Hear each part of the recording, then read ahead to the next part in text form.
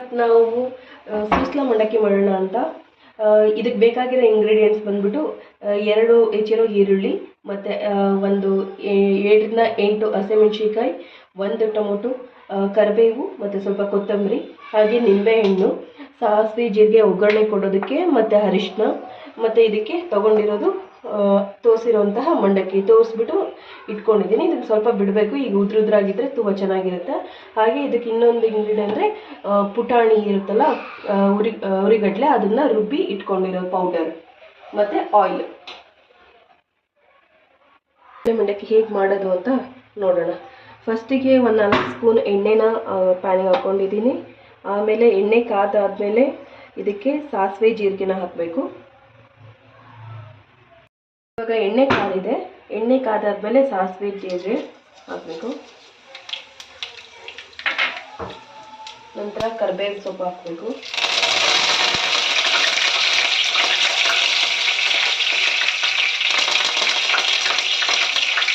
ನಂತರ ಇದಕ್ಕೆ ಹೆಚ್ಚಿರುವಂಥ ಹಸಿಮೆಣಸಿನಕಾಯಿ,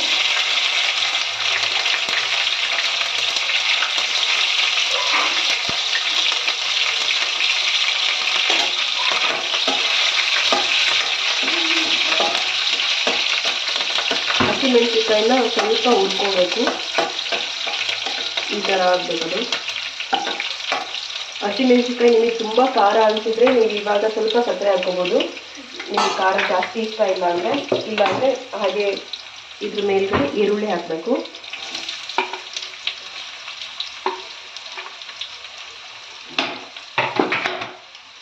ಈರುಳ್ಳಿ ಹಾಕಿ ಇದನ್ನು ಚೆನ್ನಾಗಿ ಫ್ರೈ ಮಾಡ್ಕೋಬೇಕು.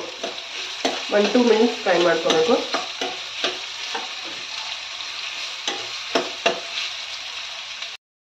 ಇವಾಗ ನೋಡಿ ಆನಿಯನ್ ಚೆನ್ನಾಗಿ ಫ್ರೈ ಆಗಿದೆ. ಈ ಥರ ಲೈಟ್ ಪಿಂಕಿಶ್, ಬೇಬಿ ಪಿಂಕ್ ಅಂತಾರಲ್ವ, ಆ ಕಲರ್ ಬರಬೇಕು. ಇದು ಆದ ನಂತರ ನಾವು ಇದಕ್ಕೆ ಹೆಚ್ಚಿಕೊಂಡಿರುವಂತಹ ಟೊಮೊಟೊನ ಹಾಕಬೇಕು.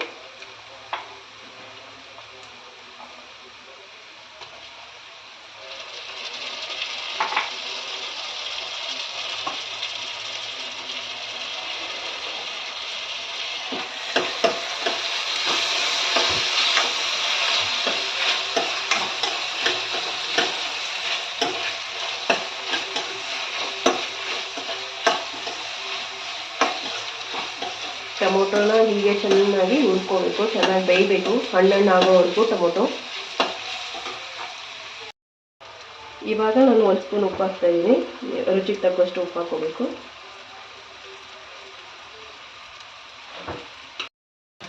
ಇವಾಗ ಉಪ್ಪು ಹಾಕಿದ್ಮೇಲೆ 1 ಸ್ಪೂನಷ್ಟು ಅರಿಶಿನ ಹಾಕಬೇಕು.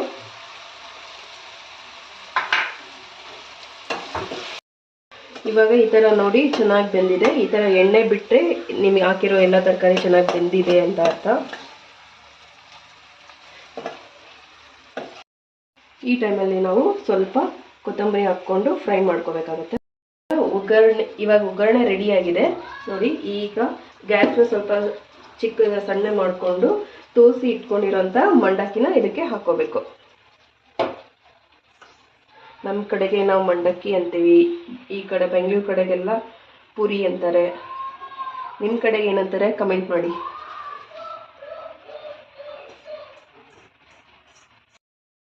ಇವಾಗ ಹಿಂಗೆ ತೋಸಿಟ್ಟಿರೋಂಥ ಮಂಡಕ್ಕಿನ ಸಣ್ಣ ಉರಿಯಲ್ಲಿ ಇಟ್ಕೊಂಡು ಚೆನ್ನಾಗಿ ಗ್ಯಾಸ್ ಮೇಲೇ ಕಲಿಸ್ಕೋಬೇಕು.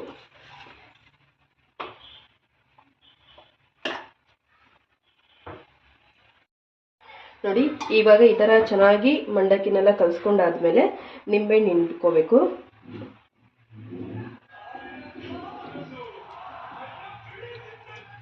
ಈ ಥರ ನಿಂಬೆಹಣ್ಣ ಚೆನ್ನಾಗಿ ಕೈಯಲ್ಲಿ ಹಿಂಡಿದ್ರೇ ತುಂಬ ರಸ ಬರುತ್ತೆ, ಚೆನ್ನಾಗಿರುತ್ತೆ.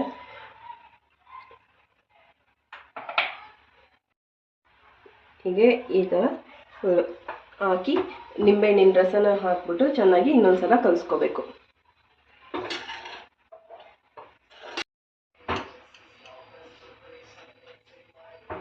ನಿಂಬೆಹಣ್ಣಿನ ರಸ ಹಾಕಿ ಚೆನ್ನಾಗಿ ಮತ್ತೊಂದ್ಸಲ ಕಲಿಸ್ಕೊಂಡಾದ್ಮೇಲೆ ಹುರಿದಿಟ್ಟಿರೋಂಥ ಉರಿಗಡಲೆ ಪುಡಿ ಅಥವಾ ಪುಟಾಣಿ ಪುಡಿನ ಹಾಕೋಬೇಕು. 1-2 ಸ್ಪೂನ್ ಹಾಕ್ಕೊಂಡ್ರೆ ಸಾಕಾಗುತ್ತೆ. ಇದನ್ನ ಹಾಕ್ಬಿಟ್ಟು ಮತ್ತೊಂದ್ಸಲ ಚೆನ್ನಾಗಿ ಕಲಿಸ್ಬೇಕು.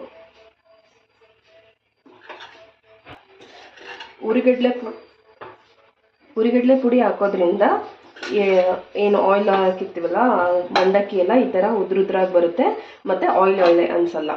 ಸೊ ತಿನ್ನೋಕ್ಕೆ ಚೆನ್ನಾಗಿರುತ್ತೆ. ಇದನ್ನೆಲ್ಲ ನಾವು ಸಣ್ಣ ಉರಿಯಲ್ಲೇ ಮಾಡ್ಕೋಬೇಕು. ಇದಾದ ನಂತರ ಇನ್ನೊಂದು ಸ್ವಲ್ಪ ಕೊತ್ತಂಬರಿ ಇದೆಯಲ್ಲ ಅದನ್ನು ಹಾಕ್ಬಿಟ್ಟು ಚೆನ್ನಾಗಿ ಇನ್ನೊಂದು ಸಲ ಕಲಿಸ್ಕೊಂಡು ಸರ್ವ್ ಮಾಡಿಕೊಂಡ್ರೆ ನಮಗೆ ರುಚಿಯಾದ ಒಗ್ಗರಣೆ ಮಂಡಕ್ಕಿ ರೆಡಿ ಆಗುತ್ತೆ.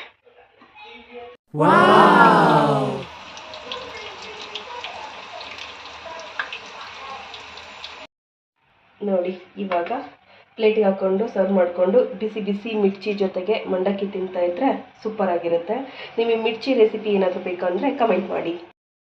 ನಿಮಗೆ ಈ ರೆಸಿಪಿ ಇಷ್ಟ ಆದರೆ ಲೈಕ್ ಮಾಡಿ, ಕಮೆಂಟ್ ಮಾಡಿ ಆ್ಯಂಡ್ ಸಬ್ಸ್ಕ್ರೈಬ್ ಮಾಡಿ.